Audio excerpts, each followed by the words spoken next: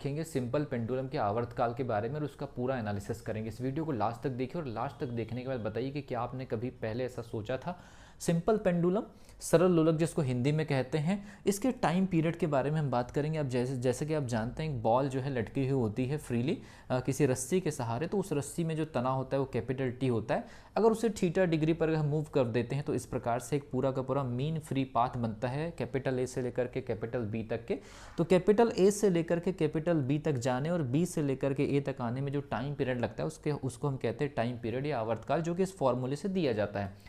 लेकिन हमारा कंसर्न ये है कि इस कैपिटल टी की वैल्यू कितनी होगी अगर मान लीजिए रस्सी टूट जाए, अगर ये बीच में से रस्सी अगर मान लीजिए ब्रेक हो जाए तो इसका टाइम पीरियड कितना होगा और उसका फिजिकल मीनिंग क्या होगा, पूरी तरह से उसको समझने की कोशिश करेंगे।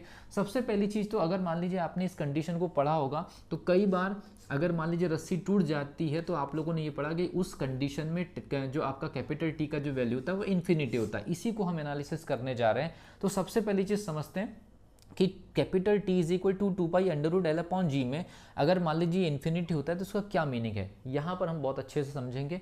सबसे पहली चीज़ मैं आपको बता दूं, capital T is equal to 2π√L/g ये फॉर्मूला है टाइम पीरियड का। और अगर मान लीजिए इस रस्सी को तोड़ दिया जाए तो ये जो बॉल है रस्सी से अलग होकर के जो है ये गिर जाएगी, तो केवल और केवल यहाँ पर मोमेंट किसका होगा, रस्सी का होगा। अब हमारा ये बॉडी सिंपल पेंडुलम नहीं रहा, तो सिंपल पेंडुलम अगर नहीं रहा तो कभी भी सबसे पहली चीज़ तो ये कैपिटल ए से लेकर के कैपिटल बी तक के अब ये कंप्लीट सिंपल पेंडुलम का कभी मोशन नहीं होगा। तो इसलिए ऐसा कह दिया जाता है कि सिंपल पेंडुलम कैपिटल ए से लेकर के कैपिटल बी तक कभी पहुँच नहीं पाएगा, तो उस स्थिति में टाइम पीरियड इन्फिनिटी होगा। लेकिन क्योंकि फिजिक्स के अंदर कोई भी थ्योरेटिकल चीज़ का न्यूमेरिकल एक्सप्लेनेशन जरूर होता है, वो समझने की कोशिश करेंगे। और ये कैसे आएगा, जैसे ही देखिए रस्सी अगर टूटेगी तो रस्सी में तनाव कितना हो जाएगा, 0। और रस्सी में तनाव कितना होगा, उस वेट के बराबर। तो रस्सी में तनाव उस कंडीशन में कितना हो जाएगा, T equal to W equal to mg। अब रस्सी में तनाव उस कंडीशन में कितना हो गया, 0। इसका मतलब mg की वैल्यू 0। अब यहाँ पर याद रखिए रस्सी सहित जो बॉल का जो वेट है वो कितना है, m है, ठीक है। और रस्सी की जो टोटल लंबाई है यहाँ से लेकर के इसके सेंटर पॉइंट तक के वो कितनी है, L है। तो रस्सी तो टूट चुकी है, लेकिन जो मास है, मास तो जीरो नहीं हुआ है ना, मास जीरो नहीं हुआ है। तो अगर मान लीजिए दो क्वांटिटी अगर मल्टीप्लाई में है और दोनों का मल्टीप्लिकेशन अगर जीरो हो रहा है, जिसमें से एक क्वांटिटी जो मास है वो जीरो हो नहीं सकती, तो दूसरी क्वांटिटी का मीनिंग हमको समझना पड़ेगा, जीरो। तो zero is equal to m into zero. लेकिन सवाल ये है कि ये तो किसी न किसी ग्रेविटेशनल एरिया के अंदर प्रैक्टिकल चल रहा होगा, तो क्या हम ये कह सकते हैं कि जी की वैल्यू ले लें, जीरो ले रहे हैं। तो याद रखिए यहाँ पर हम जी की वैल्यू जीरो नहीं ले रहे हैं।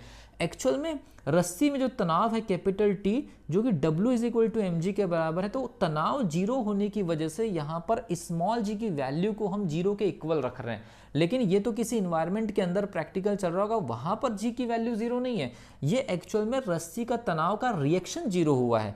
W is equal to mg का जो एक्शन का जो रिएक्शन टी के रूप में दिख रहा था वो रिएक्शन जीरो हुआ है।